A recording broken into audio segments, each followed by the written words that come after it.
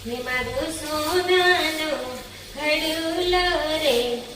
આ પાડી રાસલ કે છે મારો સોનાનો ઘડુલો રે આ પાડી રાસલ કે છે એ ઘૂંઘટની યાર કર પાલવની યાર કર ઘૂંઘટની યાર કર પાલવની યાર કર ગોરુ મુખલડું મલકે છે હા પાણી રાસલ કે છે હે મારો સોનાનો ઘડુલો રે હા પાણી રાસલ કે છે